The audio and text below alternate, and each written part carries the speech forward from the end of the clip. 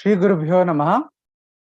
Good morning and a very warm welcome to the inaugural session of the 4th edition of Global Festival of Oneness, a 1-month-long online festival celebrating the life and teachings of Adi Shankaracharya Bhagavadpada on the auspicious occasion of Shankara Jayanti.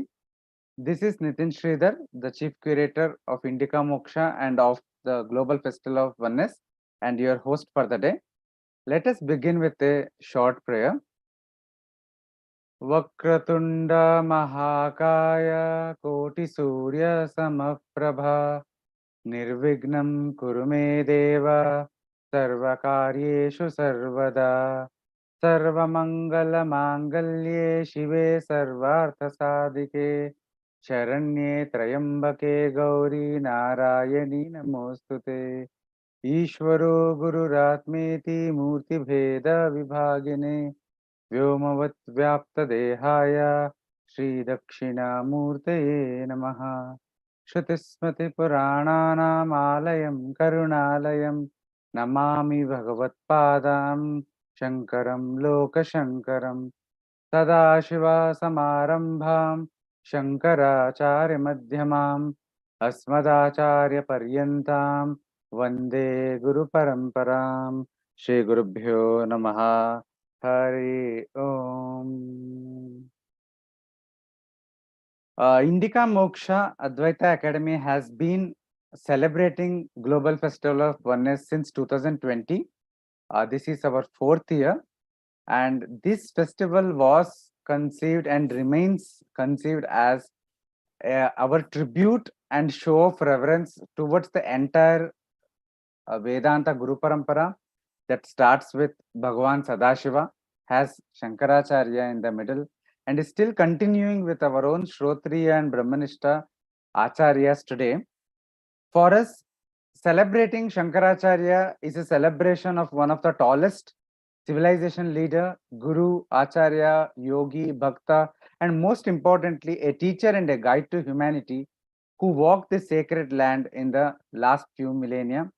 For us, celebrating Bhagavadpada is a celebration of the traditional Vedanta and the Guru Shishya Parampara associated with it, which has kept the fire of Jnana burning despite centuries of external attacks and colonization that India had to endure.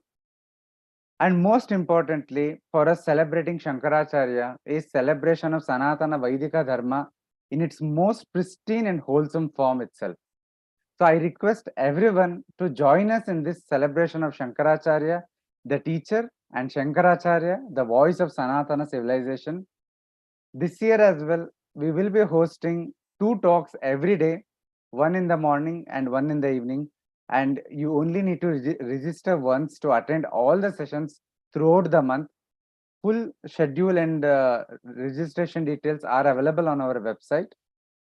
And for the inaugural session, we are very blessed to have received the blessings of Sringeri Jagadguru Shankaracharya Shri Shri Vidhushekara Bharati Sannidhanam in the form of a pre-recorded Anugraha Sandesham, which we will be playing in a short while. We are also honored by the presence of Shri Professor B. Mahadevanji as the chief guest of the inauguration of this festival. Very warm welcome to you, sir, and thank you for agreeing to deliver the inaugural address today. With this very brief opening remarks, now I request my colleague Dr. Nagaraj Paturiji, Senior Director and Chief Curator of Indica, to share few introductory comments as a beginning of the festival. विदिताखिल शास्त्र सुधा जलधे महितोपनिषत् कथितार्थ निधे हृदये कलये विमलं चरणं शंकर देशिक मे शरणम्.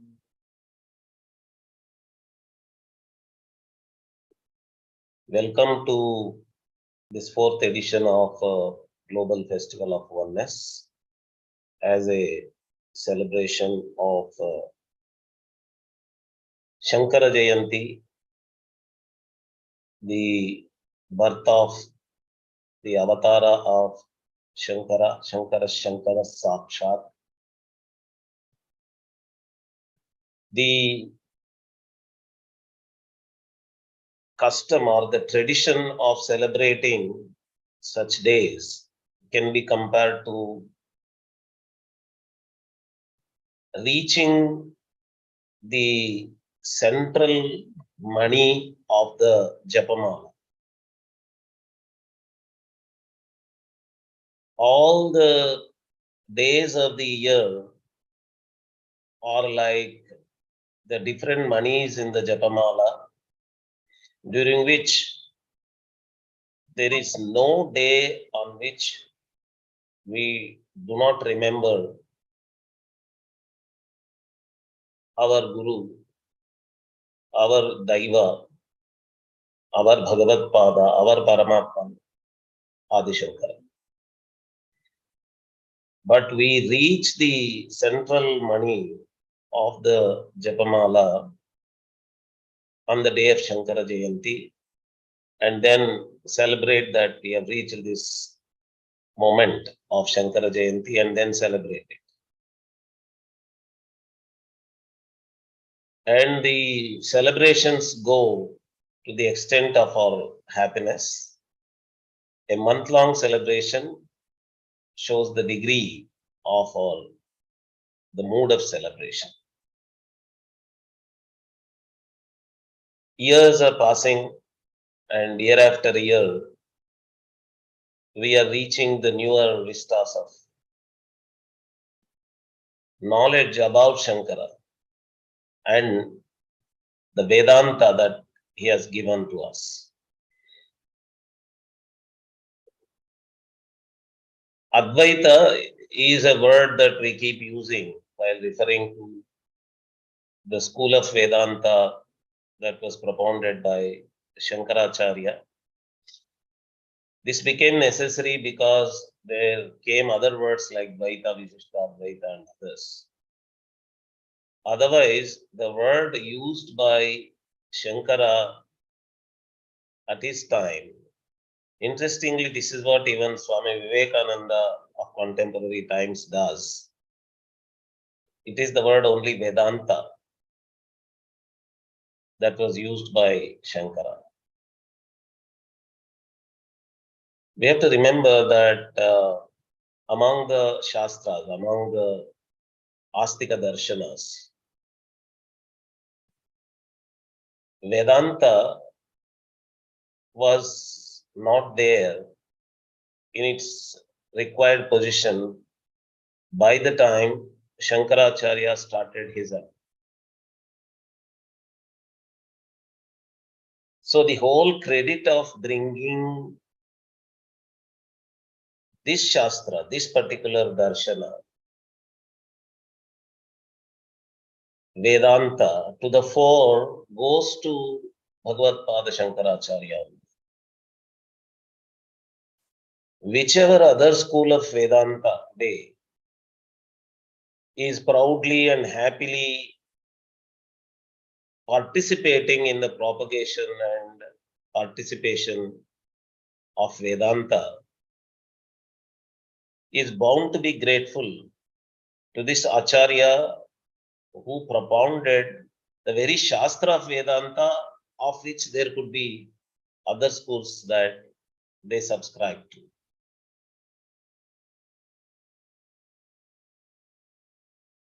India is talked about all over the world for being an inner world centric society.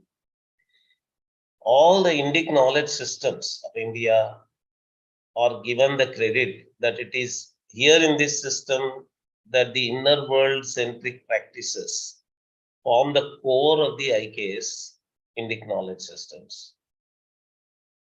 And that core goes to this Shastra, Vedanta, and that credit of making this particular Shastra, Vedanta, the center, again goes to Shankaracharya. And whoever came to India, like scholars from Europe, like Carl Gustav Jung or anyone, they talk about the concepts like Maya being spread in India to the nooks and corners, to the level of the tribal people and the communities that involved in leather work or in the agricultural labor, any other community. If you just see, these Vedanta ideas are so much seeped into the common masses of India. What mechanism, as a leader, Bhagavadpada Shankara would have adapted to make this possible is unimaginable. And if you just look at the historical condition, by the time Shankara was there, whichever later school of Vedanta today is flourishing had to face at that time non-Vedic schools, Avaidika schools, Nastika schools. So the Digvijaya of the Vaidika schools, Astika schools, on the basis of which all the other Vedanta schools today are flourishing, the whole credit goes to Bhagavadpada Shankara only. There is no temple in India where there is no legend of Shankara visiting that temple and pacifying, they use that word, Shanti. It did Shanti, pacifying the deities inside the temple from being ugra and angry. Probably they meant that there were Vamachara practices that were happening in those temples or some other practice. Shankara can be given the credit of making all these temples follow Samayachara, Dakshinachara, Agama practices.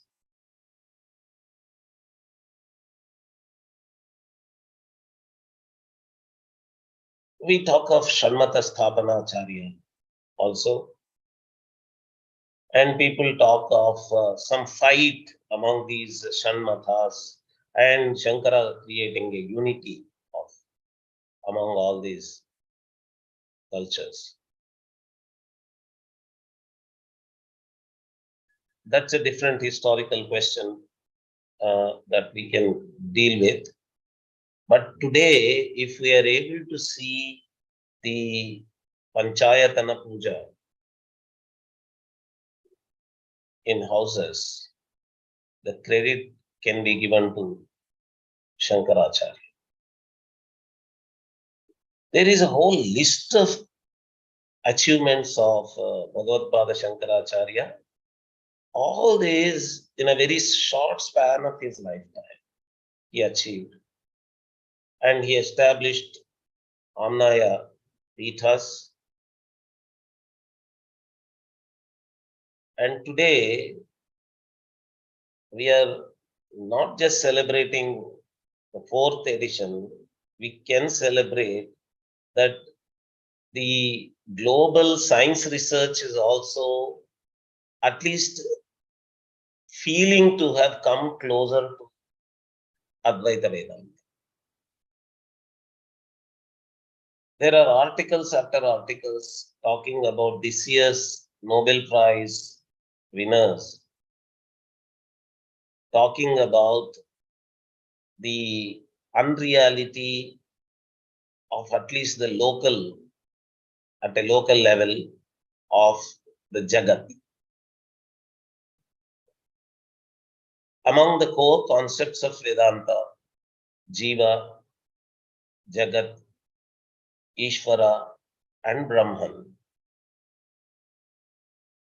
at least some of the concepts, like connecting Jiva, the consciousness,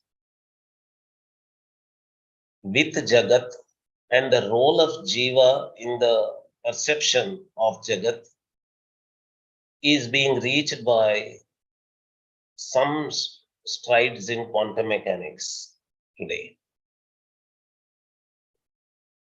And I recently discovered that the political philosophies like integral humanism of Deendayal Upadhyaya are indebted to Shankara's Advaita Vedanta. Deendayal Upadhyaya openly acknowledged this. He's being indebted to Shankaracharya who have developed his integral humanism. And I was pleasantly surprised to see that there was a oneness statue that was established in Madhya Pradesh, and a whole center developed around that oneness statue, and a museum and a library developed around it. When there was a talk of a similar statue that was being developed in Hyderabad, I was wondering why such a thing did not happen with regard to Jagadguru Shankaracharya. But now when I came to know about this statue, I'm very happy that it happened.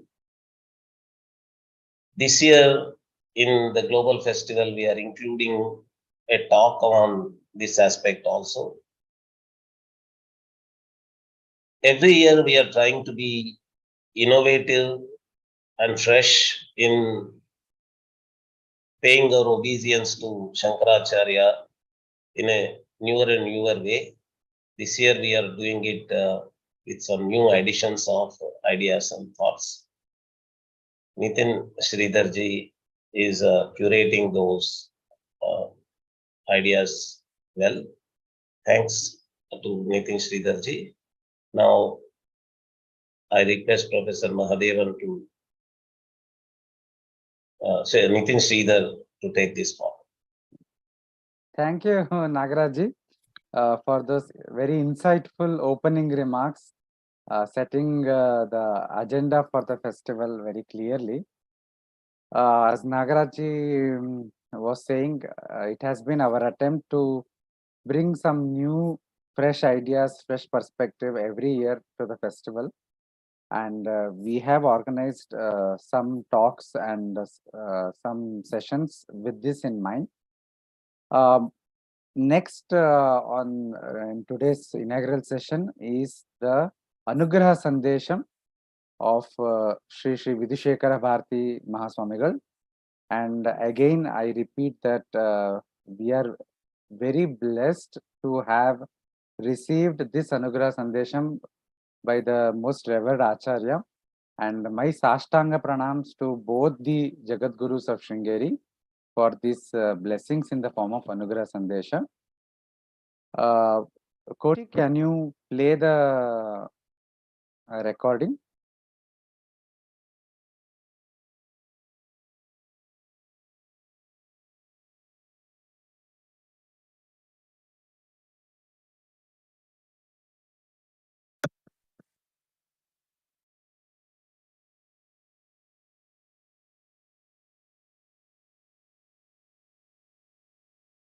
Sharda शारदाम्भोजवदना वदनाम्बुजे सर्वदा सर्वदास्माकं सन्निधिं क्रियात् श्रीमते शङ्करार्याय धीमतेऽद्भुतशक्तये नमोऽस्त्वद्वैतसिद्धान्तस्थापनोपात्तमूर्तये।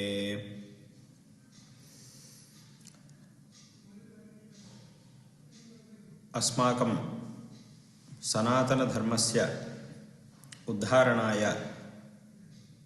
1200 प्राक् परशिवावताराः जगद्गुरु श्रीमद् आद्यशङ्करभगवत्पादाचार्याः पवित्रेऽस्मिन् भारते देशे अवतीर्णाः अभूवन्। ते च अस्मिन् भारतदेशे केरलेषु कालट्याख्ये ग्रामे आर्याम्बा शिवगुरुवाख्ययोः पुण्यदम्पत्योः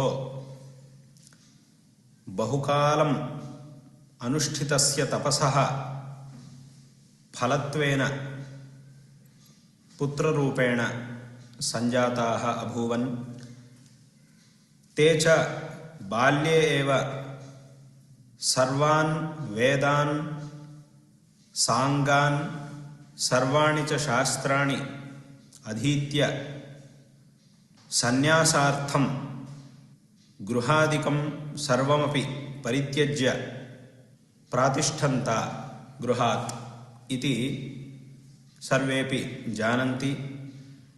ते च गृहात् प्रस्थाय बहुदूरं गत्वा नर्मदानदी तटे तपस्यतः जगद्गुरु श्रीमद्गोविन्दभगवत्पूज्यपादाचार्यान् आश्रित्य तेभ्यः सन्न्यासाश्रमं स्वीकृत्य प्रणवमहावाक्योपदेशादिकञ्च अवाप्य तदनन्तरं तेषाम् आज्ञया सनातनधर्मस्य उद्धारणार्थं प्रचारार्थञ्च काशीक्षेत्रं गत्वा ततः बदरीक्षेत्रं गत्वा तत्र ग्रन्थरचनादिकं कृत्वा अनन्तरं बहून् शिष्यान् स्वीयभाष्यग्रन्थान् पाठयित्वा सर्वत्रापि उपनिषत्प्रतिपाद्यम् अद्वैतसिद्धान्तं प्राचारयन् सर्वेषामपि जनानां मनसि धर्मानुष्ठानविमुखता या आसीत् ताम् अपाकृत्य सर्वेषामपि जनानां मनसि धर्मानुष्ठाने रतिम् अजनयन्। ये जनाः सनातनधर्ममार्गं परित्यज्य अवैदिके मार्गे रताः अभूवन् तेषां सर्वेषामपि मनस्सु परिवर्तनं जनयित्वा सर्वानपि जनान् पुनः सनातनधर्म अनुरागिणः अकार्षुः। एवं सर्वेषामपि जनानां हिताय बहुविधान् विषयान् शङ्करभगवत्पादाचार्याः उपादिक्षंश्च। तत्र तैः तादृशाः विषयाः उपदिष्टाः सन्ति येषां श्रवणेन सर्वेषामपि जनानाम् अस्मिन् प्रपञ्चे विद्यमानानां सः अस्मिन् भारतदेशे यः कश्चित् अस्मिन् भारतदेशे वा भवतु अन्यत्र क्वचित् वा भवतु यः कोऽपि जनः अस्मिन् प्रपञ्चे श्रेयसः साधनं किं श्रेयः प्राप्त्यर्थं मम जन्मनः साफल्यार्थं मया किं कर्तव्यमस्ति इति यदि विचारं प्रारभते तदानीम् आरब्धस्य विचारस्य सफलता नाम विचारस्य सम्यक्तया सम्पूर्तिः भगवत्पादानां शङ्करभगवत्पादाचार्याणां ग्रन्थाः ये सन्ति तेषाम् अध्ययनेनैव भवति। वस्तुतः अस्माभिः सर्वैरपि किं कर्तव्यमस्ति श्रेयसः प्राप्त्यर्थं किं कर्तव्यमस्ति इत्यस्य प्रश्नस्य सम्यक्तया समाधानं शङ्करभगवत्पादाचार्याणां ग्रन्थेभ्य एव वयम् उपलब्धुं शक्नुमः। सर्वेषामपि प्रश्नानां तत्र समाधानानि लभ्यन्ते। अन्येषु दर्शनेषु सर्वेषामपि प्रश्नानां समाधानानि प्रायः नोपलभ्यन्ते। यतोहि तत्र ये द्वैतमेव आश्रित्य विचारान् उपपादयन्ति तेषां पक्षेषु परस्परं भेदाः भवन्ति, विरोधाः भवन्ति। सर्वेपि द्वैतमादायैव, नाम बहवः दार्शनिकाः द्वैतमादायैव स्वस्वसिद्धान्तान् उपस्थापयन्ति, प्रतिपादयन्ति च, तथापि तेषां पक्षेषु महान् विरोधः परस्परं दृश्यते। यथा सांख्यानां पक्षे ये विषयाः प्रतिपाद्यन्ते तान् नैयायिकाः नाङ्गीकुर्वन्ति, वैशेषिकाः नाङ्गीकुर्वन्ति। वैशेषिकैः ये विषयाः प्रतिपाद्यन्ते तान् सांख्याः नाङ्गीकुर्वन्ति। सर्वैरपि एते नाम नैयायिकैः नैयायिकैः एवं सांख्यैश्च ये विषयाः प्रतिपाद्यन्ते तान् मीमांसकाः नाङ्गीकुर्वन्ति। इत्येवं रीत्या परस्परं विरोधाः तत्र दृश्यन्ते। तथापि तेषां सर्वेषामपि पक्षेषु ये विषयाः प्रतिपाद्यन्ते, ये विषयाः प्रतिपाद्यन्ते, तेषां सर्वेषामपि विषयाणां समन्वयं शङ्करभगवत्पादाचार्याः स्वग्रन्थेषु कुर्वन्ति, प्रदर्शयन्ति। तत्र समन्वयम् इत्युक्ते कस्मात् दर्शनात् किम् अस्माभिर्ग्राह्यमस्ति। यथा वैशेषिकदर्शनमपि तत्र अपेक्षितमेव अस्माकं, मीमांसादर्शनं वा भवतु, साङ्ख्यदर्शनं वा भवतु, सर्वाण्यपि दर्शनानि अवश्यम् अस्माभिः अपेक्षणीयान्येव। तथापि तत्तद्दर्शनेषु ये विषयाः सन्ति, केचन ये श्रुत्यविरुद्धाः विषयाः सन्ति, ते अस्माभिः ग्राह्याः इति शङ्करभगवत्पादाचार्यैः सर्वेषामपि दर्शनानां समन्वयः कृतः वर्तते। अतः एवं रीत्या शङ्करभगवत्पादाचार्याः सर्वेष्वपि दर्शनेषु समन्वयं प्रदर्श्य अद्वैतसिद्धान्तं प्रत्यपादयन्। ते च कृत्स्नेऽस्मिन् भारते देशे अद्वैतसिद्धान्तं प्राचारयन् एवं सनातनधर्मस्य उद्धारं कृत्वा तमपि सनातनवैदिकधर्मं प्राचारयन्। तत्र भगवत्पादैः सनातनधर्मस्य शाश्वतिकप्रचारार्थं बहूनि कार्याणि कृतानि सन्ति। तानि सर्वाण्यपि कार्याणि अस्माभिः त्रिधा विभक्तुं शक्यन्ते। तत्र प्रथमं कार्यम् इदमस्ति, सनातनधर्म उद्धारार्थं निरन्तरम् अस्य सनातनधर्मस्य प्रचारार्थं च यत् ग्रन्थरचनं। भगवत्पादैः त्रिविधाः ग्रन्थाः विरचिताः सन्ति, भाष्यग्रन्थाः, प्रकरणग्रन्थाः, स्तोत्रग्रन्थाश्च इति। तत्र उत्तम मध्यम मन्दाधिकारिणः मनसि निधाय तैः एते त्रिविधाः ग्रन्थाः प्रणीताः सन्ति। तत्र भाष्येषु ये अत्यन्तं गम्भीराः विचाराः सन्ति, येषां प्रश्नानां समाधानं केवलतर्केण अल्पविषयया वा मत्या वक्तुं न शक्यन्ते, तादृशानां भूयसां विचाराणां प्रतिपादनं कालत्रयेपि अदुष्टाम् अत्यन्तं शुद्धां श्रुतिम् आदाय भगवत्पादैः ते भूयांसः विचाराः प्रतिपादिताः सन्ति। स्वीयभाष्यग्रन्थेषु शङ्करभगवत्पादाचार्याः कः आत्मा, कश्च अनात्मा, मोक्षो नाम कः, जीवो नाम कः, ईश्वरः कः, अनयोः कीदृशः सम्बन्धः, ईश्वरस्य कः स्वभावः, तस्य किं तत्त्वं, सगुणतत्त्वं कीदृशं, निर्गुणतत्त्वं कीदृशं, किं पारमार्थिकं, किं व्यावहारिकम् इत्यादीन् बहून् विषयान् शङ्करभगवत्पादाचार्याः स्वीयभाष्यग्रन्थेषु सप्रमाणं प्रतिपादयन्ति। तत्र एते सर्वेपि विचाराः अत्यन्तं गम्भीराः भवन्ति इति कृत्वा न अस्माभिः स्वीयया बुद्ध्या उपपादयितुं शक्यन्ते। इत्युक्ते मूलभूतं निर्दुष्टं किञ्चित् प्रमाणम् अनपेक्ष्य स्वयम् अस्माभिः एतेषां विषयाणां निर्णयः कर्तुं न शक्यते।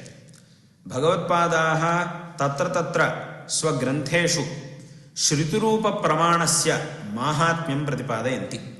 ते यदा प्रतिवादिभिः साकं विचारं प्रवर्तयन्ति भगवत्पादाः, तदानीं तैः किमुच्यते इत्युक्ते त्वया यद्यदुच्यते तत्सर्वमपि श्रुत्यनुसारेण एव वक्तव्यम्। श्रुत्यनुसारेण यत्किमपि त्वं प्रतिपादयसि तत् अस्माकं ग्राह्यमेव।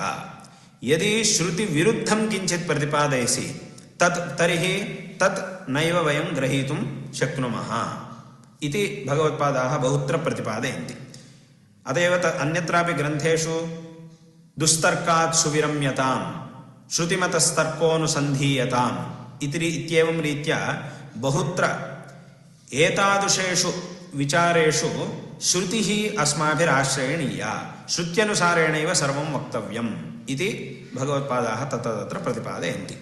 यथा सांख्यैः प्रकृतिः जगत प्रधानमिति तैरुच्यते। प्रकृतिः जगतः कारणं, त्रिगुणात्मिका प्रकृतिः जगतः कारणम् इत्युच्यते। त्रिगुणात्मिका प्रकृतिः जगतः कारणम् इति तत् श्रुतिप्रतिपाद्यमेव, अतः अस्माभिरपि तदेव स्वीक्रियते। तथापि त्रिगुणात्मिकायाः प्रकृतेः स्वातन्त्र्यं सांख्यैरुच्यते, तत्तु श्रुतिविरुद्धं भवति, अतः तत् वयं नाङ्गीकुर्मः इति भगवत्पादाः प्रतिपादयन्ति। त्रिगुणात्मिका प्रकृतिः जगतः कारणम् इति तु श्रुतिसिद्धमेव, तथापि तस्याः यत् स्वातन्त्र्यम् उच्यते भवद्भिः तत्तु श्रुतिविरुद्धम्, अतः तत् अङ्गीकर्तुं वयं न शक्नुमः इति प्रतिपादयन्ति। एवं रीत्या बहवः विचाराः ये श्रुतिसम्मताः भवन्ति तानेव भगवत्पादाः स्वीकुर्वन्ति, तानेव च प्रतिपादयन्ति। यथा अन्ये दार्शनिकाः केषुचित् विषयेषु श्रुतिं परित्यज्य केवलतर्केण स्वातन्त्र्येण बहून् विषयान् प्रतिपादयन्ति, तथा भगवत्पादाः कुत्रापि स्वातन्त्र्येण विषयान् न प्रतिपादयन्ति। यत्किमपि प्रतिपादयितव्यं तर्हि श्रुत्यनुसारेणैव प्रतिपादनं कर्तव्यम् इति तेषाम् आशयः। अतः एवं रीत्या अत एव भगवत्पादानां भाष्येषु सर्वमपि श्रुत्यनुसारेणैव प्रतिपाद्यते इति कृत्वा एतेषां भाष्याणाम् असाधारणं वैदुष्यं यदन्यत्र कुत्रापि अस्माभिः द्रष्टुं न शक्यते। एवमेव श्रुतिरूपप्रमाणमाश्रित्य सर्वेपि विचाराः तैः प्रतिपाद्यन्ते इति कृत्वा अत्रत्यानां विचाराणां सर्वेषामपि श्रौतत्वात् श्रुतिसम्मतत्वात् असाधारणं वैशिष्ट्यमस्ति। सर्वेषामपि प्रश्नानाम् अत्र समाधानानि उपलभ्यन्ते च। अतः एवं रीत्या असाधारणवैशिष्ट्ययुक्तानि बहूनि भाष्याणि तान्येव प्रस्थानत्रयभाष्याणि इत्युच्यन्ते। प्रस्थानत्रयभाष्याणि भगवत्पादैः विरचितानि सन्ति। एवमेव प्रस्थानत्रयभाष्येषु ये विचाराः प्रतिपादिताः सन्ति तानेव विचारान् संक्षेपेण विवेकचूडामण्यादि प्रकरणग्रन्थेषु ते प्रत्यपादयन्। एवमेव तत्र भाष्येषु वा प्रकरणग्रन्थेषु वा प्रायः ज्ञानमार्गस्य विचारः क्रियते, प्राधान्येन क्रियमाणः अस्ति। तथापि ज्ञानमार्गे सर्वेपि जनाः अधुना प्रवेष्टुं न शक्नुवन्ति। इत्युक्ते आरम्भत एव सर्वेपि जनाः ज्ञानमार्गं प्रवेष्टुं न शक्नुवन्ति। अतः ज्ञानमार्गे प्रवेशार्थं तत्र योग्यता अपेक्षिता। योग्यता च कथम् अस्माभिरवाप्तुं शक्यते? तत्र श्रुत्या तावत् तमेव विदित्वा अतिमृत्युमेति, एवं शास्त्रे ज्ञानादेव तु कैवल्यम् इति प्रतिपाद्यते। तथा च ज्ञानात् एव मोक्षः भवति इति निखिलश्रुतिस्मृतिसिद्धः अयमर्थः। तथा च मोक्षकांक्षिभिः अवश्यं ज्ञानमार्गः आश्रयणीय एव। तथापि सर्वेपि जनाः ज्ञानमार्गे आरम्भत एव गन्तुं न शक्नुवन्ति। तत्र गमनार्थं योग्यता प्रथमतः अस्माभिः प्राप्तव्या भवति। तदर्थं कर्ममार्गः भक्तिमार्गश्च अस्माभिः अनुसरणीयः भवति। तत्र कर्ममार्गे भक्तिमार्गे च गत्वा बहुविधानि स्वस्व योग्यतानुसारीणि बहुविधानि कर्माणि अनुष्ठाय सकलजगन्नियामकस्य त्रिमूर्त्यात्मकस्य भगवतः विषये महतीं श्रद्धाम् आश्रित्य भगवतः आराधनं कृत्वा चित्तशुद्धिं सम्पाद्य अनन्तरं ज्ञानमार्गे अस्माभिः प्रवेशः कर्तव्यः। तथा च अस्माकं सनातनधर्मे ज्ञानमार्गः, कर्ममार्गः, भक्तिमार्गश्च इति मार्गत्रयं प्रतिपादितमस्ति। तत्रापि अन्तिमः भवति ज्ञानमार्गः। ज्ञानमार्गेण यदा मोक्षः अस्माभिः प्राप्यते तदनन्तरं किमपि कर्तव्यम् अवशिष्टं न भवति। यत्र त्वस्य सर्वम् आत्मैवाभूत् तत्केन कं पश्येत् इति श्रुत्या प्रतिपाद्यते। अतः मोक्षप्राप्त्यनन्तरम् अस्माकं किमपि कर्तव्यं न भवति। सच्चित्सुखात्मकस्वस्वरूपेण अवस्थानमात्रं तदानीं भवति। सर्वेभ्योऽपि क्लेशेभ्यः मुक्तिः भवति। तदानीं सच्चित्सुखात्मकस्वस्वरूपेण अवस्थानं तदानीं भवति। अतः ज्ञानमार्गः अन्तिमः भवति। ततः प्राक् कर्ममार्गः भक्तिमार्गश्च भवतः। अतः तत्र ये साक्षात् ज्ञानमार्गं प्रवेष्टुं न शक्नुवन्ति तेषामप्युद्धाराय भगवत्पादैः कर्ममार्गस्य भक्तिमार्गस्यापि विशेषतः प्रचारः कृतः वर्तते। इत्युक्ते कर्ममार्गस्य भक्तिमार्गस्य च अवश्यम् अनुष्ठेयता भगवत्पादैः तत्र तत्र प्रतिपादिता वर्तते। यथा वेदो नित्यमधीयतां तदुदितं कर्म स्वनुष्ठीयताम् इत्यादि वाक्येषु कर्ममार्गस्य अपि अवश्यम् अनुसर्तव्यत्वं भगवत्पादैः प्रतिपादितं वर्तते। एवमेव भक्तिमार्गस्य प्रचारार्थं भगवत्पादैः बहूनि स्तोत्राणि विरचितानि सन्ति। तत्र एतेषु स्तोत्रेषु भगवतः नानारूपाणां विशेषतः वर्णनं कृतं वर्तते। एक एव भगवान्, सः भक्तानुग्रहार्थं दुष्टसंहारार्थञ्च बहूनि रूपाणि स्वीकरोति। बहुषु रूपेषु भगवान् भक्तान् अनुगृह्णाति इति भगवत्पादाः प्रत्यपादयन्। तथा च तेषु बहुषु रूपेषु भक्तानां यस्मिन् रूपे विशेषतः अनुरागः भवति तद्रूप उपासनया विशेषतः भगवदनुग्रहं प्राप्तुं तत्तद्भगवद्रूपस्य वर्णनपूर्वकं स्तुतिः भगवत्पादैः कृता वर्तते। अतएव देव्याः शिवस्य, विष्णोः, रामस्य, कृष्णस्य च सर्वेषामपि देवतारूपाणां वर्णनपूर्वकं स्तुतिः भगवत्पादैः कृता वर्तते। तेषां स्तोत्राणाम् अध्ययनेन पुरश्चरणेन च भगवतः अनुग्रहः अस्माभिः प्राप्तुं शक्यते। भगवती श्रद्धा च वर्धते। तद्वारा भगवतः कृपां वयं प्राप्तुं शक्नुमः। अतः सर्वेपि जनाः भगवतः अनुग्रहं प्राप्नुवन्तु इति बुद्ध्या तैः बहूनि स्तोत्राणि विरचितानि सन्ति। तत्र केषाञ्चित् एवं भ्रमः भवति। तत्र भगवत्पादैः भक्तिमार्गः निराकृतो वर्तते। कथम् इत्युक्ते भगवत्पादैः किमुक्तं?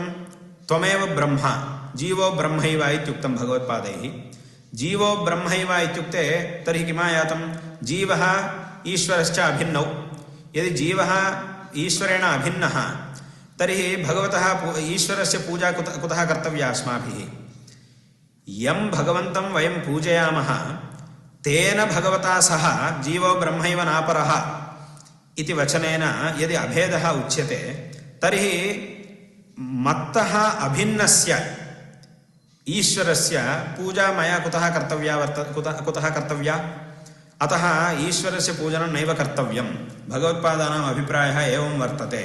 तेषाम् अभिप्रायः कथमस्ति इत्युक्ते भगवतः पूजा नैव कर्तव्या, त्वं भगवांश्च एक एव अभिन्नौ, अतः तत्र पूजनं नैव कर्तव्यं भवति इति केषाञ्चित् भ्रमः वर्तते। तथापि अत्र इदम् अस्माभिः सम्यक् अवगन्तव्यमस्ति। भगवत्पादैः येन ऐक्यमुक्तं जीवस्य तस्य पूजनं न क्रियते अस्माभिः। यस्य पूजनं क्रियते तेन ऐक्यं भगवत्पादैः नैव उक्तमस्ति।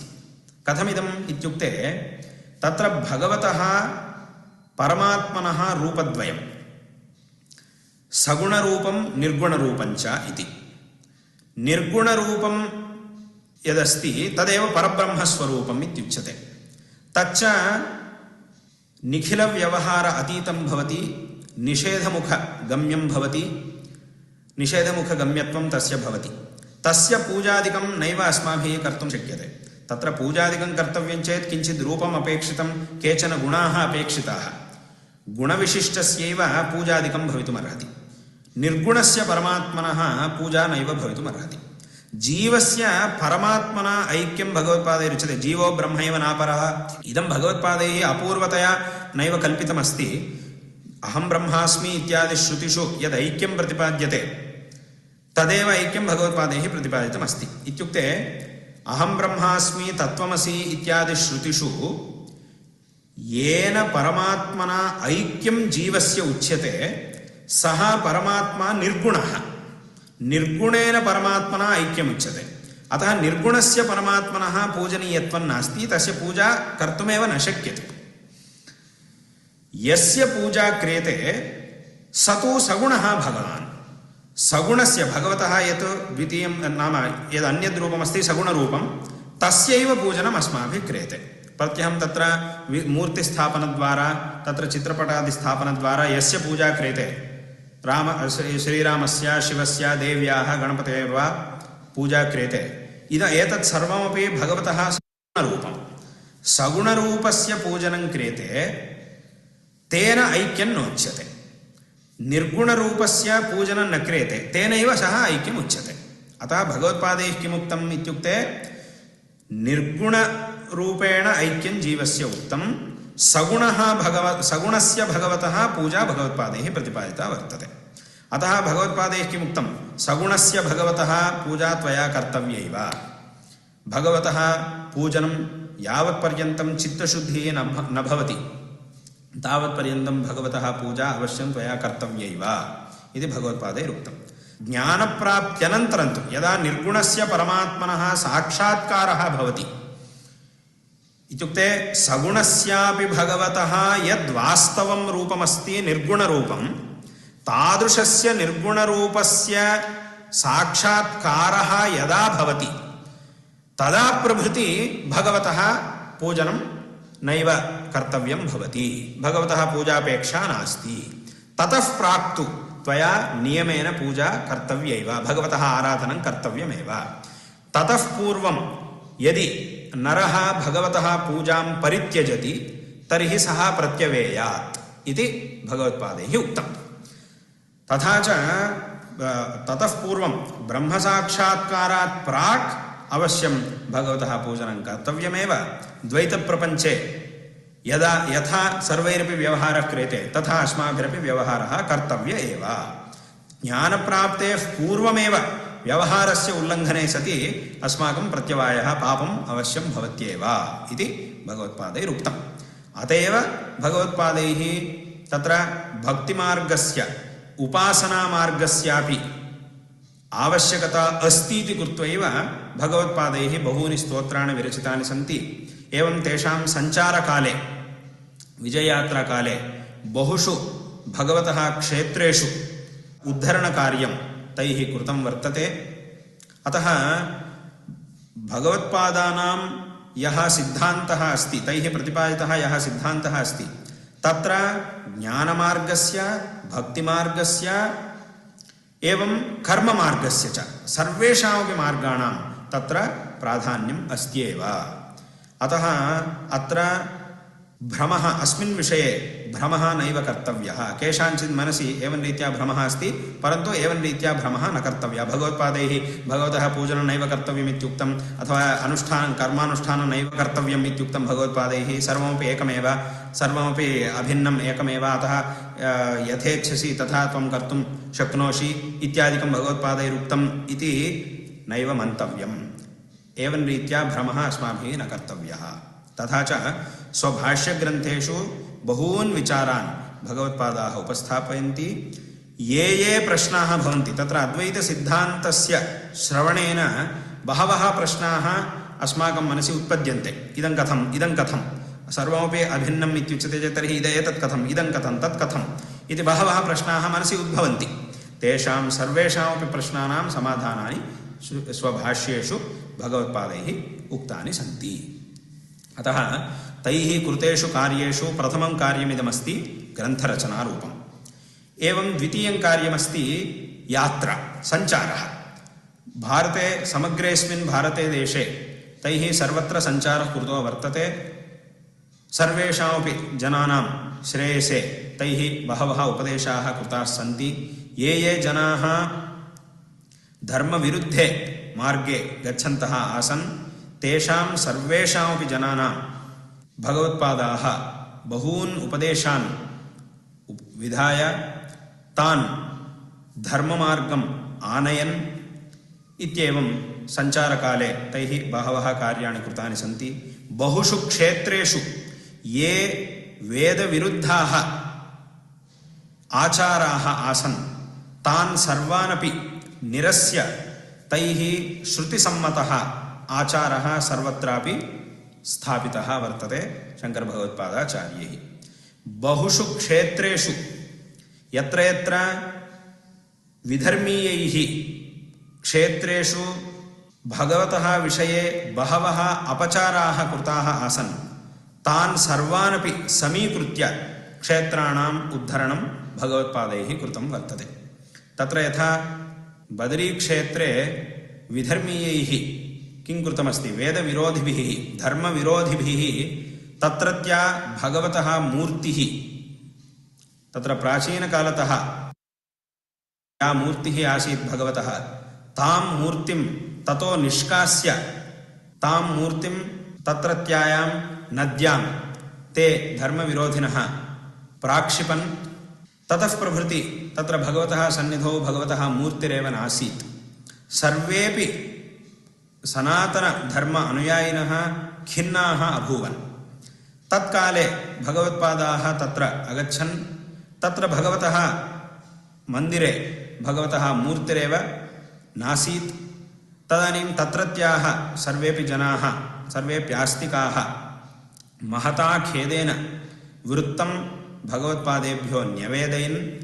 तदानीम् अनुपदमेव भगवत्पादाः तत्रत्ये तीर्थे, तत्रत्यायां नद्याम् अवतीर्य अत्यन्तं शीते जले तत्र ते अवतीर्य अन्तः विद्यमानां भगवतः मूर्तिम् आनीय पुनः भगवतः आलये समस्थापयन्। तत्र अतएव अयं विषयः पुराणेपि प्रतिपादितः वर्तते। तत्र पुराणे, स्कान्दपुराणे बदरीमाहात्म्ये भगवान् परमेश्वरः वदति, ततोऽहं यतिरूपेण तीर्थान् नारदसंज्ञकात् उद्धृत्य स्थापयिष्यामि हरिं लोकहितेच्छया इति तत्तत्यम् ऐश्वरं वचनं। तत्र यतिरूपेण, ई स्वयं शिवः वदति, अहं यतिरूपेण नाम शङ्कराचार्यरूपेण अवतीर्य लोकहितेच्छया भगवतः मूर्तिम् उद्धृत्य तत्र स्थापयिष्यामि लोकानां हितार्थम् इति भगवता उक्तम्। एवं रीत्या बहुषु क्षेत्रेषु बहूनि कार्याणि भगवत्पादैः कृतानि सन्ति स्वयात्राकाले। अतः सञ्चारः इति द्वितीयं कार्यं धर्मस्य प्रचारार्थम्। अनन्तरं तृतीयं कार्यं तैः कृतमस्ति चतुराम्नायपीठस्थापनं। चतसृष्वपि दिक्षु चत्वारि आम्नायपीठानि भगवत्पादैः प्रतिष्ठापितानि सन्ति।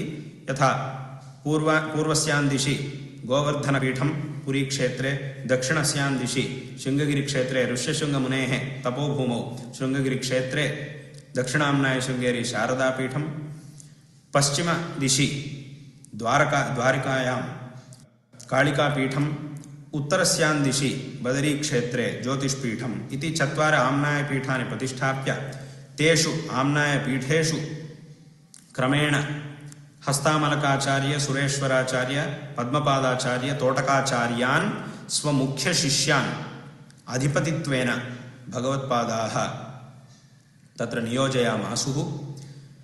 एतेषु पीठेषु अविच्छिन्नतया धर्मप्रचारः प्रचलति।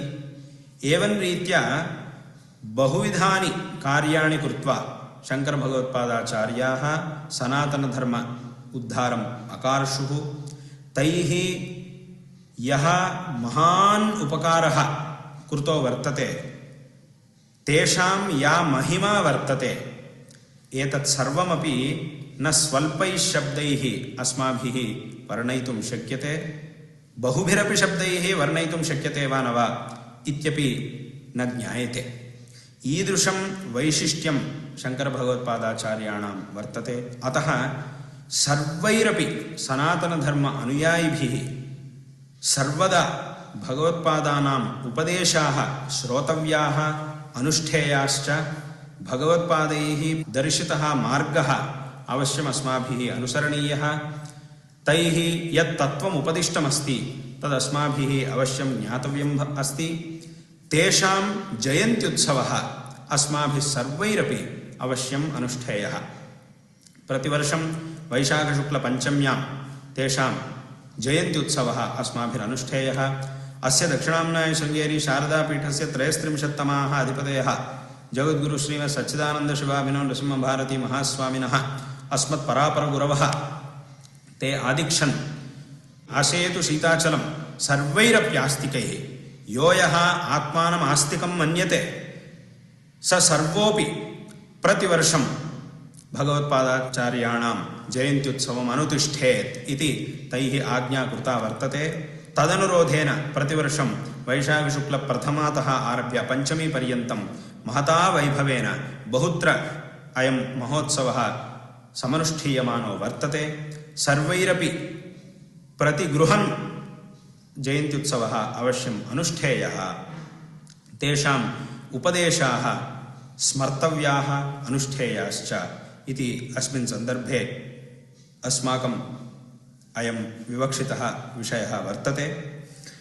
तत्र विशेषतः बहवः जनाः बहुत्र बह्वीः संस्थाः समारभ्य भगवत्पादानां यत् तत्त्वं वर्तते, ये उपदेशाः सन्ति तत्प्रचारकार्ये निरताः सन्ति। अद्वैतसिद्धान्तप्रचारकार्ये निरताः सन्ति। तत्र तादृशीषु संस्थासु अन्यतमा वर्तते तत्र अद्वैत अकाडेमी इति नाम्ना इयं संस्था वर्तते। अनया संस्थया बहवः अद्वैतसिद्धान्त सनातनधर्म अनुरागिणः जनाः एतत् संस्थाद्वारा सनातनधर्मस्य अद्वैतसिद्धान्तस्य च विशेषतः प्रचारं कुर्वाणाः सन्ति। तत्रापि अस्मिन् अधुना साम्प्रतिके काले जनानां यथा प्रचारः आवश्यकः वर्तते तथा तत्र आवश्यकतां सम्यक् अनुसन्धाय तदनुसारेण विशेषतः प्रचारं कुर्वाणाः सन्ति इति महतः प्रमोदस्य स्थानं। तत्रापि यदा अयं प्रचारः क्रियते, इदं प्रचारकार्यं क्रियते, तदानीम् अस्माभिः सम्प्रदायः यथा वर्तते, ग्रन्थेषु यथा अयं सिद्धान्तः प्रतिपादितः अस्ति तथैव अस्माभिः प्रचारः कर्तव्यो भवति। अत्र सम्प्रदायः अत्यन्तम् आवश्यकः। तदनुरोधेन विशेषतः अयं प्रचारः अस्माभिः अवश्यं कर्तव्यः भवति। अत एव भगवत्पादैः गीताभाष्ये उच्यते, तस्माद् असम्प्रदायवित् सर्वशास्त्रविदपि मूर्खवदुपेक्षणीयः इति गीताभाष्ये भगवत्पादेन उच्यते। इत्युक्ते सम्प्रदायस्य ईदृशं प्राधान्यमस्ति। कश्चित् सर्वशास्त्रज्ञोऽपि भूत्वा सम्प्रदायं नानुसरति, सम्प्रदायं यदि परित्यजति तर्हि सः उपेक्षणीयः, तद्विषये उदासीनतैव अस्माभिरवलम्बनीया इति भगवत्पादेन उक्तम्। इत्युक्ते एतदुक्त्या सम्प्रदायस्य प्राधान्यं तैः प्रतिपादितमस्ति।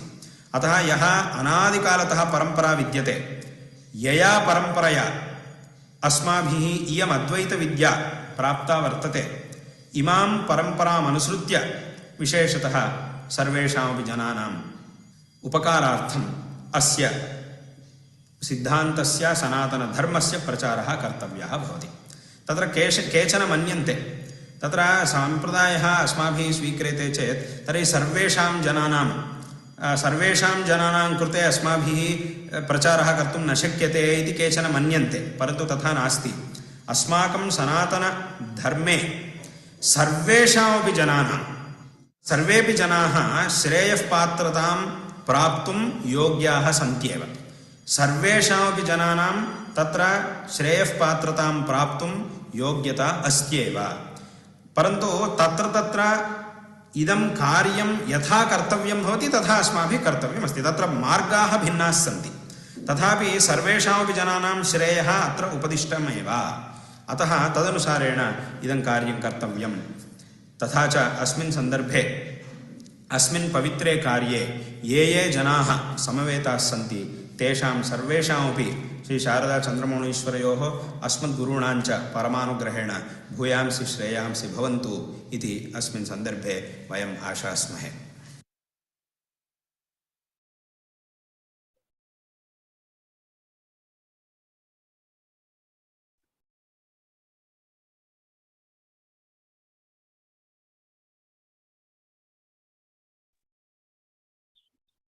We are truly blessed by this Anugraha Sandesha by the most revered Acharya Sri Sannidhanam, and again our Sashtanga Pranams to both the Jagadgurus of Shringeri.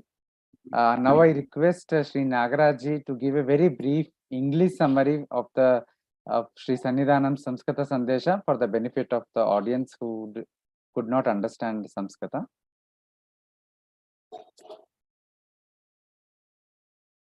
The Anugraha Bhashanam was so dense that it is very difficult to make a summary of that. But I'll try to pick up key snippets and translate them into English. Acharya started with narrating the biography of Adi Shankara, and then moved on to his achievements in a very systematic way, the way Acharyas do. And there were very important key points that he was bringing out. The first thing was how actually Adi Shankara has to be admired for his Vaidushya. And his argument was that the Vaidushya is so difficult to achieve because the topic that is taken up by Bhagavadpada was Shruti Pratipadita, that is what is there in the Upanishads, that is very difficult to reach through logic. But Bhagavadpada was able to put his reasoning and logic to bring home those aspects which are not usually reachable through logic. That is where all his scholarship came to use, his intellectual capabilities came to use, and that is unimaginable and unparalleled, was what he was saying. And then he went on to say that the greatest achievement of Bhagavadpada is Samanvaya, connecting and unification of different Vaidika schools of philosophy. He says that there are mutual contradictions among the various Astika darshanas. They don't agree with each other. Sankhya does not agree with Vaisheshika, Vaisheshika does not agree with Nyaya, and so on. But there is one place where they all agree, and that agreement is created by the unificatory interpretation by Bhagavadpada Shankara through his Shruti Pratipadita Vedanta. That is another achievement of Shankara, he says. And then he goes on to describe the achievements of Bhagavadpada in three phases. One is book writing, second is yatra, third is the establishment of the pithas. Within the Grantha Rachana, he talks about how he targeted Uttama, Madhyama, and Adhama Adhikaris. That is, target audience of various levels of capabilities of receiving the knowledge. For the scholarly, for the middle range, and for the normal common people.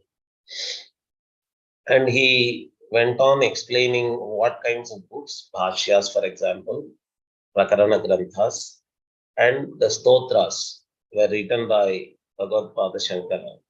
And he goes on to explain how Jnana Marga, Karma Marga, and Bhakti Marga were all established by Shankara Bhagavadpada.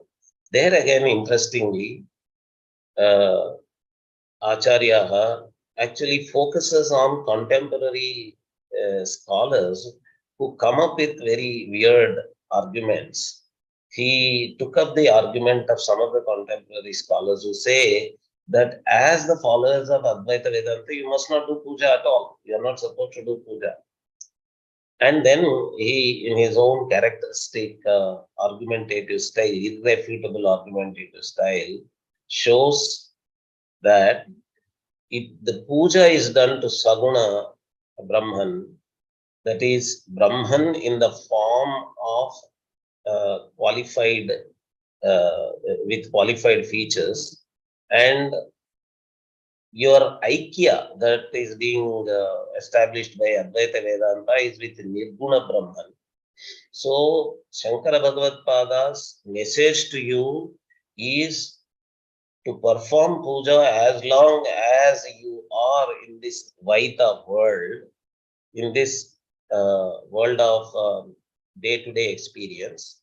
And Acharya went to the extent of saying that Bhagavadpada says that as long as you have not reached the Nirguna Brahmaikya, not to perform puja leads to Pratyavaya, Papa also. That is a big slap on the face of these arguments that these people are bringing. They are saying puja is not to be performed by Advaitis. And then he moved on to stotras, and he shows how the stotra rachana is done to reach the taste of each of the sadhana. All the different deities are given stotras because the tastes of the deities differ. And through the stotras also, ultimately, the Jnana Marga is only the reachable goal, is what Acharya said. And then he says, after the completion of Grantha Rachana, I now move on to the yatras. He shows through yatras what he did, and he talks about how Bhagavadpada during his yatras removed the Avaidika acharas in different kshetras, in different shrines, in different temples, and re-established the Vaidika achara in those temples. And through his yatra, he established the Sanatana Dharma in multiple ways.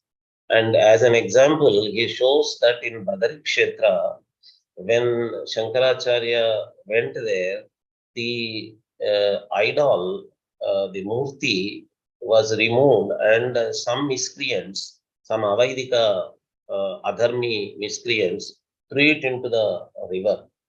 But Shankaracharya, all the devotees were completely depressed. Shankaracharya was able to identify where the murti was lying, the idol was lying. He went deep into those cold waters, frozen waters, to the bottom of the river and was able to bring back the murti. And Acharya was showing that this incident is already described in Skanda Purana, where Skanda Purana says that this is going to happen in Badri, and I am going to come in the form of Yati, a saint, an ascetic, to bring back the idol. So that was fulfilled through the avatara of Shankara in the form of Yati. He came and brought back the Murti. And then he goes on to explain how Amaya Pithas are established in all the four corners. And towards the end, we are all blessed. He, in detail, explained how Advaita Academy is working. He expressed his immense happiness with the work of Advaita Academy. He said he came to know that Advaita Academy is doing wonderful work in propagating Advaita Vedanta in the way that is suitable to the contemporary audience in multiple ways through multiple talks and other activities. But he cautioned that Advaita Academy should never leave Sampradaya. We have to strike a good balance between our enthusiasm to propagate and our commitment to Sampradaya. And he says that Bhagavadpada Shankara said that even a great scholar of Shastras, if he is not following Sampradaya, he has to be ignored the way an idiot is ignored. So he said he gave a message to Advaita Academy that Advaita Academy should never leave Sampradaya. Everything that it does has to be as per Sampradaya only. And he also expressed his immense happiness that he came to know that till now Advaita Academy is doing things exactly that way, in a very traditional way. Shankara Bhagavadpada's message is being taught to the contemporary audience by Advaita Academy. And he expressed his happiness that all these activities are happening. And he closed his Anugraha Bhashanam with his Ashirvachanam to all. Thank you. Thank you, Nagaraj for a wonderful and very concise summary of Sri Vidishekara Bharati Swamigal's Ashirvachanam. And again, we are grateful to Swamiji for his words of advice and caution. And we are also glad that with this recognition of our work from Swamiji, we are truly blessed, as I repeated again and again. Now we come to the inaugural address by Professor B. Mahadevanji. We have been running late, unfortunately. Apologies, Professor. Before I invite him to speak, here is a very brief introduction. Professor B. Mahadevan is the Professor of Operations Management at Indian Institute of Management, Bangalore, where he has been teaching since 1992. He was formerly the Vice Chancellor of Chinmaya Vishwavidyapit, Kochi. He has more than 23 years of wide-ranging experience in teaching, research, consulting, and academic administration at IIM Bangalore and other reputed institutions such as IIT Delhi, XLRI Jamshedpur. Professor Mahadevan's research interests include researching the possibility of using ancient Indian wisdom to address contemporary concerns, spirituality in workplace, and management paradigms from Bhagavad Gita. He was a member of Central Sanskrit Board, an advisory body to the Ministry of HRD, Department of Education, on all Sanskrit policy issues in the country. Professor Mahadevan has initiated the practical Vedanta Samvada, through which he has taught several texts like Dakshinamurti Stotram, Bhagavad Gita, and Taittiriya Upanishad. He plays a very crucial role in guiding the activities of Yoma Linguistic Labs Foundation as a member of its advisory role. We are very honored, sir, by your presence. Please go ahead and start your address. Thank you. Vagartha viva sampraktau vagartha pratipattaye jagata pitaro vande parvati parameshwarau sada shiva samarambham Shankaracharya madhyamam asmadacharya paryantam vande Guru-Paramparam. Smriti Purananam Alayam Karunalayam Namami Bhagavadpada Shankaram Loka Shankaram Shankaram Shankaracharyam Keshavam Badarayanam Sutravashya Krito Vande Bhagavantao Punah Punah. First of all, it is my privilege. In fact, I am very blessed to be part of this function for two reasons. First of all, to spend the morning time, maybe an hour or two, just on Bhagavan Shankaracharya is a great blessing that one can ask for. And the second reason is to have the Anugraha Bhashana of Sringeri Jagadguru. So I think my day is made for my year is made. I can wait for the next festival of Global Oneness and Shankara Jayanti. Thank you for this opportunity. And Sringeri Swamigal was saying during the course of his Bhashana, Anugraha Bhashana, that you find answers to any question that you may have in Shankara's works, Shankaracharya's works. So I want to carry that idea with a particular thought. See, today we talk so much about oneness. We talk about unity and diversity, need for tolerance, and everybody keeps talking about need for tolerance, etc., etc. So I want to take this thought and understand what has been the greatest contribution of Adi Shankara Bhagavadpada. He is such a greatest social thinker that one can ever imagine, the greatest spiritual giant, and what more we need to ask for. Let's start from the reality. The reality is world is full of contrasts and differences. Let's not run away from this reality. It can be in terms of gender, nationality, religion, language and communication. Cultural norms are very different. The tastes are different, preferences, attitude, everything is different. In fact, in Panchadashi, very nicely this is mentioned. You have three types of Veda. Swagata Veda, Sajatiya Veda, and Vijatiya Veda. The Swagata Veda means, if you take a human being, the eyes are different from the ears are different from the upper limbs are different from lower limbs. It's called Swagata Veda. In one's own constructive physical structure, there are differences. Then you have Sajatiya Veda. You say, I am a Indian, I am a American. This is a mango tree, this is a neem tree. It is a plant kingdom, but we keep seeing differences. So that is called Sajatiya Veda.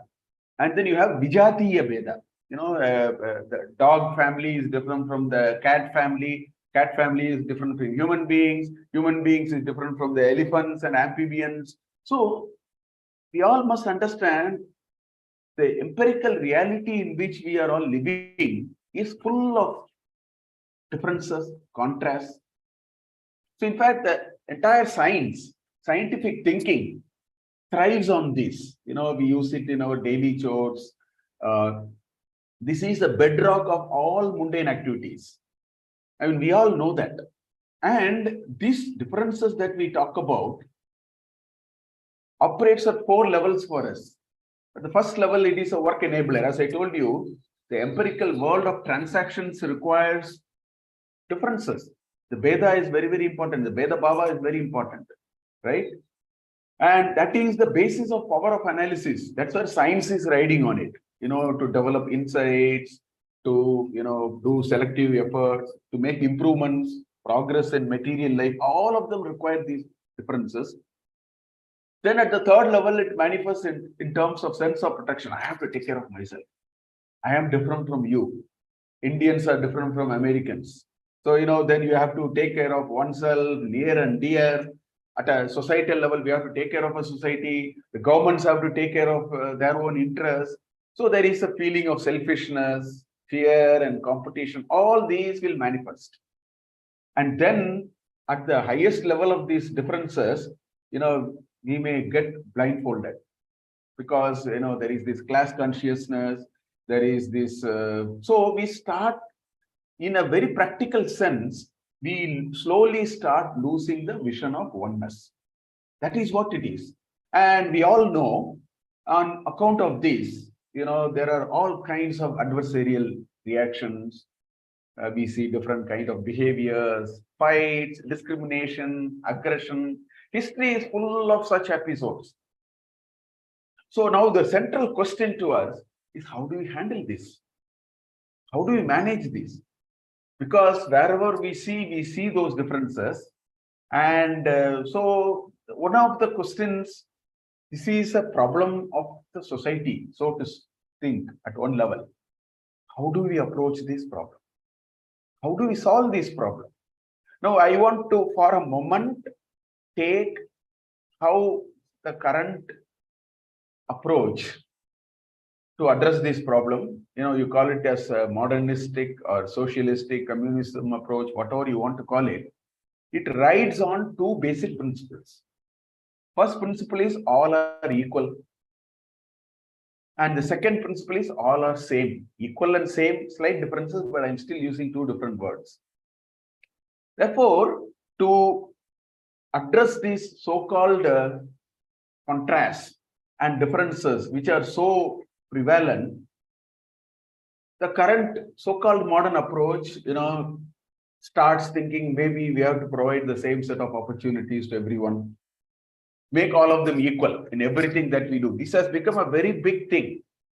And there is very strong arguments. One can get into very touchy issues. I'm not getting into any of those. Merely, I want to tell you that the current approach is to drive the society into one of rights and demands-based living, etc., etc.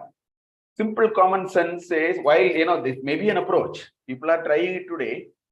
One thing that we all know is, if you have to start with an understanding that all are same, all are to be equal, and so on, then the solution starts with what I may call it as common minimum program. So that's the only way you can accommodate all of them. We have enough experience that we see in today's society. It may be in the form of government interventions, it may be regulatory, so many things are happening. Now, it is in this broad framework we need to understand Shankaracharya. Because the entire idea of Advaita Siddhanta is to address this very problem.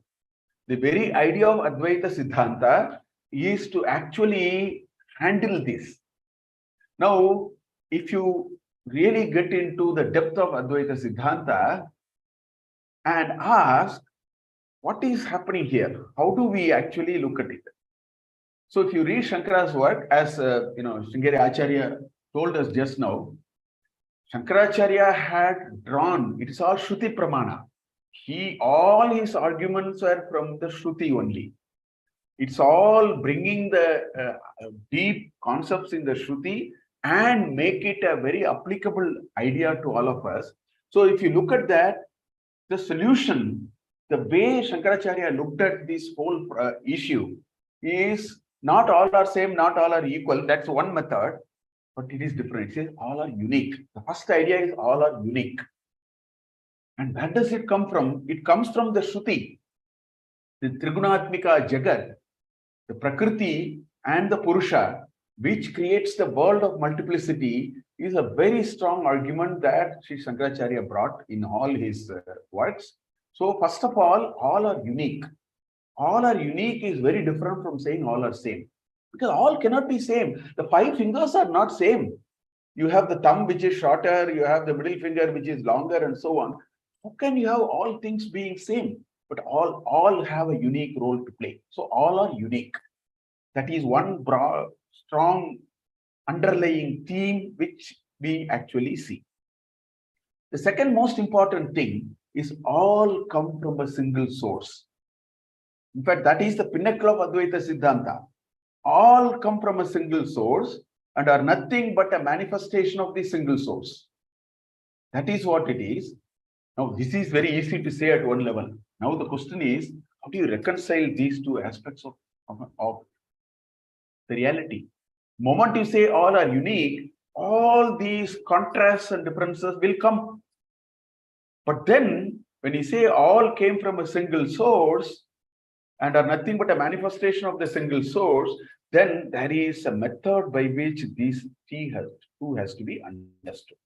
In fact, the way I see it, a great amount of work done by Shankaracharya can, from this perspective I am talking, one can see that he found a way to address these and reconcile these.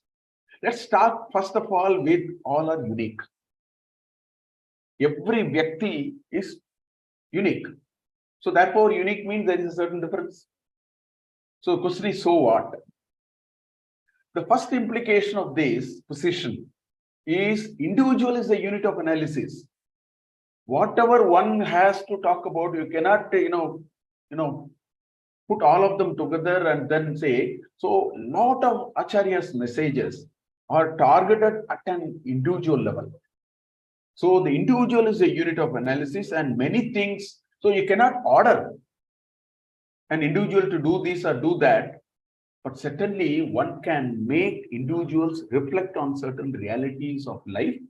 One can make an individual reflect on one's own nature, one's own position, one's own strength, and one's own goal in life. So this is the strongest undercurrent of Bhagavadpada's work. You can make them, you can create a very appealing pitch. You can make people understand that I am so unique, but this uniqueness means there is a way by which one has to, each individual has a trajectory to follow. That is the first implication. You cannot, do what in modern terms, what we call it as a cookie cutter. See, today in India, every student has to become an engineering student. Every student after an engineering should get into a software company or do an MBA. That is not what it is. Each one of us, 1,000 flowers must blossom. That is a very thriving society. That's a very thriving concept, even at an individual level. Therefore, each individual has a trajectory to follow. And this idea has been taken in very different dimensions. One can use the entire idea of karma, the agami, sanchita agami and karmas, prarabdha karmas, and so on. So how do you understand that? How do you, handle that part of it? Make sense of the trajectory in which we are following, the way we can change our trajectory as we go forward. Plenty of what you will find in Shankaracharya's Bhagavadpada's work. Each one is unique. And since each one is unique, each one has unique tastes and preferences. And that's where, as Shankara Acharya just now very beautifully said, that there is a large corpus of prayers on multiple gods. Because each one of us have a different thing. Somebody wants bhakti, Shankaracharya will beautifully, provide a way to travel on the path of Ankolakam Nija Bija Santati Ayaskanto Palam Sunchika Sadvim Naija Vibum Latakshitiruham Sindhu Sarit Vallabham.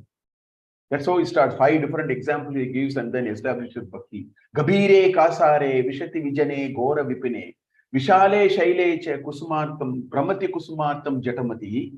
He says people are going all over the deep forest to look for flowers to offer to the god.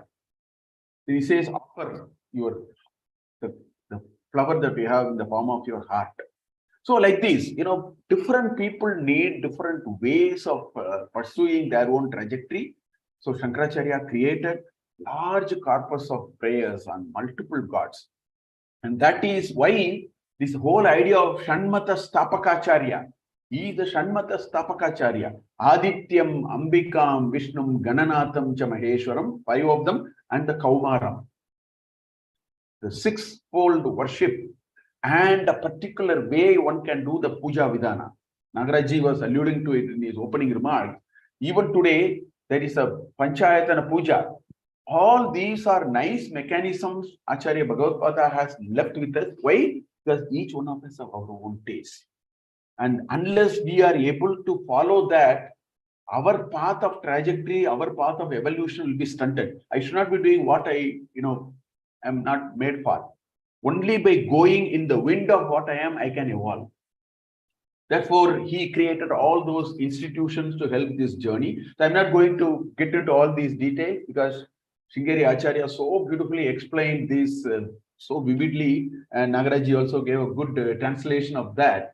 But the point is that all these, a whole lot of this work that you will find in Shankaracharya's large corpus, which essentially has recognized that all of us are unique, and that uniqueness is also so beautifully explained. His definitions of what Sattva,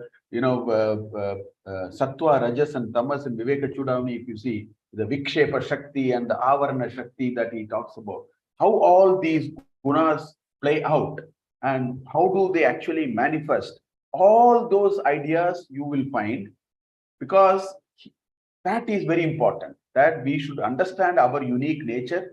We should understand what this unique nature is made of, so that there is a possibility of morphing it, changing it, so that we want to become better into something else and so on.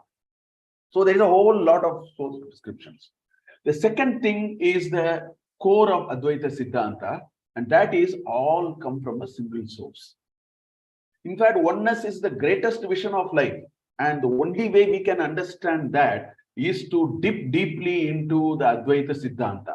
Brahma Satyam Jagan Mithya, Jivo Brahmaheva Naparaha, Anena Vedyam Shastram, Iti Vedanta Dindimaha.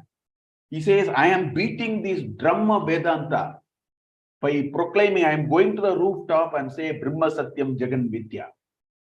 What is the ultimate truth is only Brahman.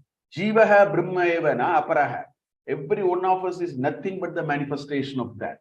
So that single source, and again in Viveka, this he says in Brahma Jnana Vali Mala. That's where you find this shloka. In Viveka Chudamani also he says that. Brahma Satyam Jagan Mithya. Iti evam rupo vinischitaha. Soyam nitya nitya vastu vivekaha samudataha. He says, understand that the oneness is what for we should actually aspire to realize.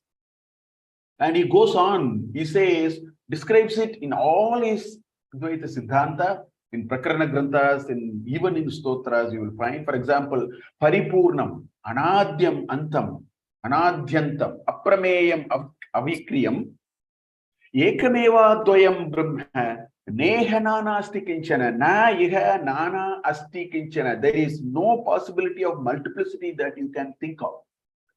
That is what it is. Ekameva Advayam Brahma. So this whole idea that despite all these differences, so now the question is, how do you see these differences? In Atma Bodha, so beautifully he says, Nano Upadi Visesha Visha Vashadeva, Upadi Vashadeva, Nana Upadi Vashadeva, Jati Varna Shamadaya, Atman Aropita Stoye, Rasavarnadi Bedavati. You take water. Water has no properties. But moment you put it in a red color bottle, the water becomes red. It looks like it's a red water. You put it in a blue color bottle, it becomes a blue water. You take a triangular bottle, water looks triangle. You put it in a square bottle, water looks square.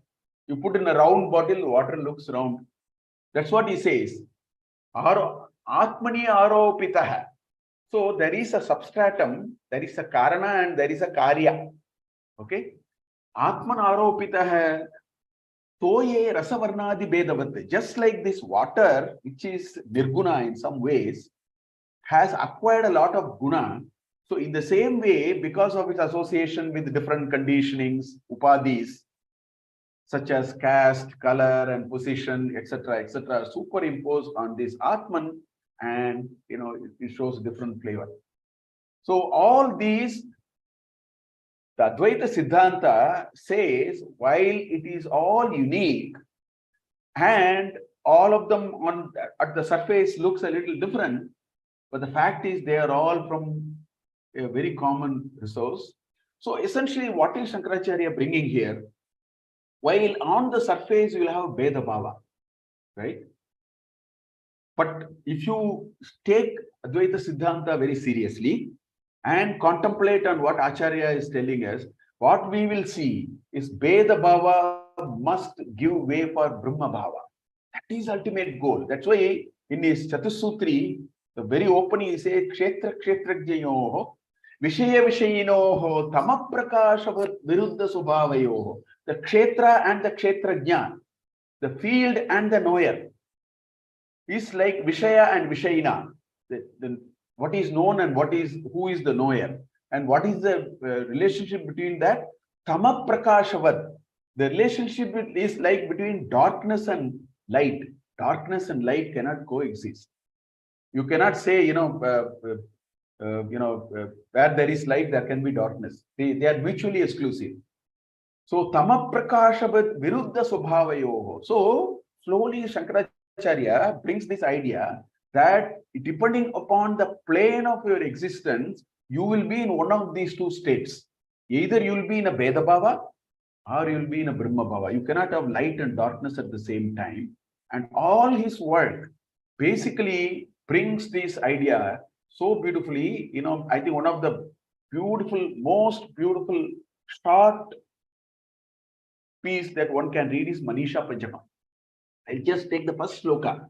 Jagra Swapna Sushuptishu Sputatara Ya Samvrid Ujrimbate Ya Brahmadi Pipilikanta Tanuhu Prota Jagat Sakshini Saivavam Nachadrishya Vastu Iti Drida Pragnapi Esyasti Chet Chandalostu Satu Dujostu Guruhu Ityesha Manisha Mama. Just see what he's saying. Jagra Swapna Sushupti. There are three avasthas. And there is something which is behind all these. Sputatara. Very clearly, it drives all these avastha. There is something behind all these. It is a single source. Ya Brahmadi Pipilikanta Tanuhu. Right from Brahma to that ant or that one-celled amoeba, all of them, in all of them, the same force, the same vital force is actually radiating. Prota Jagat Sakshini. That is the Jagat Sakshini. Saivaham Nacha Drishya Vastu. What I am seeing on the surface is not what I am. I am that quintessential nature, behind all these. Drida Prajna. One should develop that unwavering understanding and realization of that. If a person has understood that, let him be a Chandala, let him be a Tija, he is my Guru. Manisha Panchakam will bring why and how one should understand the need for moving from an empirical world of multiplicity to a world of oneness. Now the question is, why do you need it? It is only when we develop the vision of oneness, compassion, empathy, accommodation of other views and ideas, which in Bhagavadpada so beautifully, Krishna says, Kshantihi. That is that attribute, accommodating different views. All these will become a very natural corollary. So, you cannot artificially make me believe all are same, force me by choice, or force me through a social pressure. All those are very temporary. If I develop a sense of oneness, if I develop that vision of oneness, if I experience that vision of oneness by deep contemplation, then the society will be a very different society. Compassion will be a very natural force. Empathy will be a very natural reaction to situations. Accommodation of other views and world of differences, all these will become very, very natural. That is why this is the only way we can do. All are equal, all are same, doesn't really take us there. It has its own challenges, whereas all are unique, but all come from the same source. That is the binding force for social harmony. That is the binding force that we need. So therefore, Shankaracharya also reconciled these two realities, because one can talk about these two things very differently. Now, how do you reconcile these two? That's why, in his Gita Bhashya, in Upodghata, he says, Dvivido Vedokto Dharmaha, Pravritti Lakshano, Nivritti Lakshanascha, Jagataha Sthiti Karanam, Praninam, Sakshat, Abhyudaya, Nishreyasa Hetu. We need both Pravritti Dharma and Nivritti Dharma. You cannot, succeed and be very satisfied. You can't have a day's work, have 8-digit salary, and then become a defeated person in life. It doesn't work. You can't be a bundle of diseases by, materially very sound, earning a lot of, that doesn't work. So therefore, he talks about two realities to our existence. That's the only way we can reconcile this apparent conflict. There are two realities of existence for every one of us. One is called Vyavaharika Satya. In this empirical world, we need differences. You cannot say, because of Advaita, stone and rice are same. So let me cook one kilogram of stone and have my lunch. You can't do that. That means we haven't understood Advaita Vedanta. Swamiji also so beautifully talked about it. There is a Vyavaharika Satya. When it comes to the world of empirical world, transactions have to happen because we have our own trajectory to follow. We have our own karma to exhaust. There you see the differences, but you stop there. That is called Pravritti Dharma. Then you have to go for Paramarthika Satya. We all have to evolve. We all have to, develop a higher state of our existence and reach that vision of oneness. And that is called Paramarthika Satyam. And that is called Nivritti Dharma. He says that is why Shankaracharya in his Upodghata of Bhagavad Gita talked about this. So through this, Shankaracharya very beautifully brings a fundamental idea to us. What is the goal or purpose of life? Now today, you ask a lot of well-educated people, a lot of people in the Western society, they may, in terms of dharma and what is this dharmic life and so on. A lot of people will say, you have to be very simple, you have to be very truthful, you have to be very kind to others, you have to help others, you have to develop that empathy and all that. Now, how do we naturally develop these tendencies is another question. I have already spoken about it. But in the context of the contrast and the adversaries that we talk about. But the question is this enough? Is it the goal of life? Is it all we need? Because a lot of educated people seriously think that you speak truth, be simple, help others, that's all is what is required in life. But if you read Shankara's work, you don't get that. You don't get that idea. This is not enough. Let me take an example. A lot of people think that you have to keep your house very neat, tidy, dust all of them on a weekly twice, clean everything, let the chair and table be in place, keep your showcase. These are a lot of people spend their time. Suppose you keep your house so well, but then you don't have a culture of even inviting people. You don't have the culture of even treating people very nicely when they come. You think you are in a different kind of a plane. Of what avail is this? In the same way, being good, being, truthful, kind to others are very important, but that's not the ultimate goal. Shankaracharya has many of his words. I'll take only one shloka. Chittasya shuddhaye karma, natu vastu upalabhyate, na vastuhu upalabhyate, vastu siddhi vicharena, na kinchit karma kotibihi. Shankara Acharya in his Anugraha Bhashana alluded to it. That Chitta Shuddhi is what for we should work. So that is only a necessary condition for evolution, not sufficient condition for evolution. Vastu Siddhi Vicharena, that Jnana Prapti will happen only when we are able to handle the world of dualities in such a way that our Chitta Shuddhi happens. And once our Chitta Shuddhi happens, there is a great amount of Atma Vichara that is required, for which Shankaracharya has provided enormous amount of details to us. So Shankara Bhagavadpada has given, a voluminous corpus he has left with us. You have the Prasthanatraya Bhashya for the Brahma Sutra, the Shropanishad and Bhagavad Gita. You have a whole lot of Prakarana Granthas. I would say Singeri Acharya also actually brought it. I would say Manisha Panchakam and Sadhana Panchakam. such a beautiful pieces to start. Vedo nityam adhiyatam taduditam karma sanushtiyatam. 40 instructions in 5 shlokas.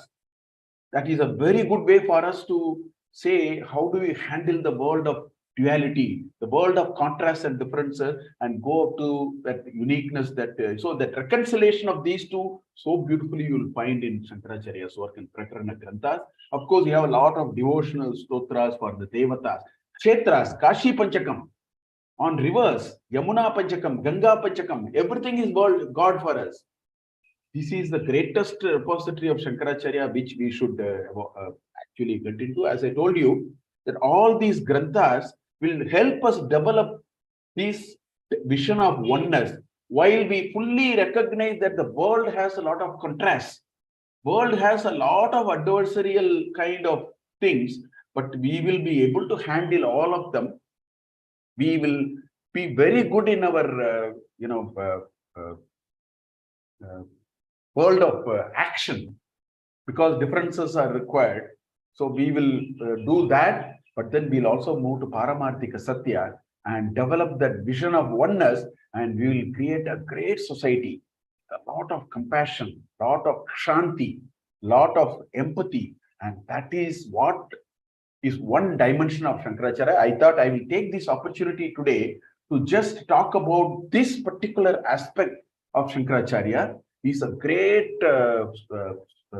social thinker, and given us such wonderful ideas for us to make use of it, contemplate, and create a great society which is worthy of emulation. I think if we follow the Sampradaya, if we follow the teachings of Shankaracharya seriously, the world will be a better place. I think with these few words, let me once again thank Indica Moksha for this opportunity. On Adi Shankara Jayanti day, I've been given an opportunity. It is a great blessing, and thank you for this opportunity. And with this, let me close here. Thank you. Thank you very much, Professor Mahadevanji, for your lucid, insightful, and comments. Especially your advice are very practical regarding how to negotiate with diversity by anchoring to the oneness without even denying diversity. I mean, that is a way very, very important at a political atmosphere which wants to destroy diversity in order to attain oneness. So I think this is a very important message. Thank you very much, sir.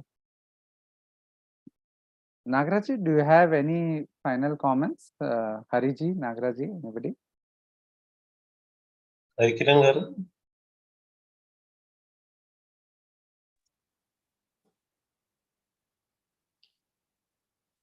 Thank you very much, Mahadevan garu. Thank you very much for that very, I would say, very timely message.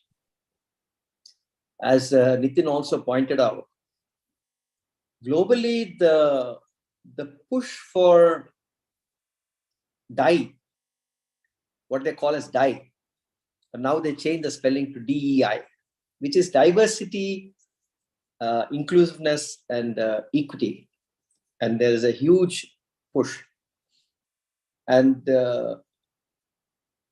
division in the society that we are facing today is largely because they have not understood the importance of pluralism.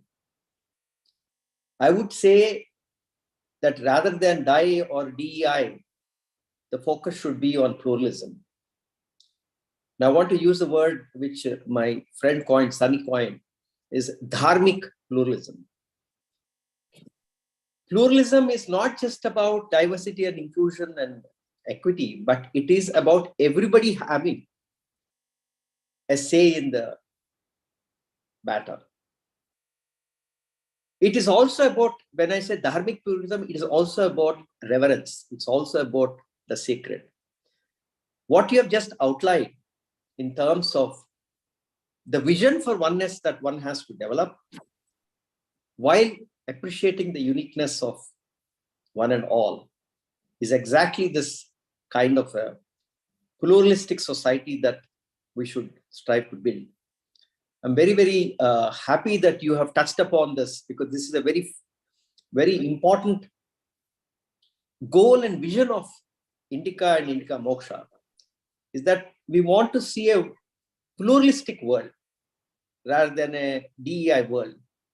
We want to see, we believe that peace will be an effect if we are pluralistic. And pluralism will come when you have vision of oneness and an understanding of differences. And you have so beautifully articulated Bhagavadpada's vision. And we're very grateful to you for your inaugural address. Thank you so much. Thank you, Hariji. Thank you again, Professor Mahadevan, for the wonderful comments. Nagaraji, do you want to add something? No, just that actually the message by Harikiran Garu has succinctly brought out the Sanatana Dharma's approach in contrast to the colonial and Eurocentric ideas. All this Dai has all the European roots in it. So the alternative comes from the oneness in our Sanatana Dharma. That was succinctly brought out. Thank you. Thank you again, everyone. Tune in to our first individual talk in the evening. We have a wonderful talk titled Practicing Karma Yoga in Everyday Life by Swamini Parapragyananda ji. And follow us on our Facebook, Twitter, and Instagram for more details about upcoming talks. With this, we conclude the inaugural session of Global Festival of Oneness. I hope you all will be there with us throughout the month in celebrating Shankaracharya, celebrating Sanatana Dharma. Shri Guru Pyo Namaha.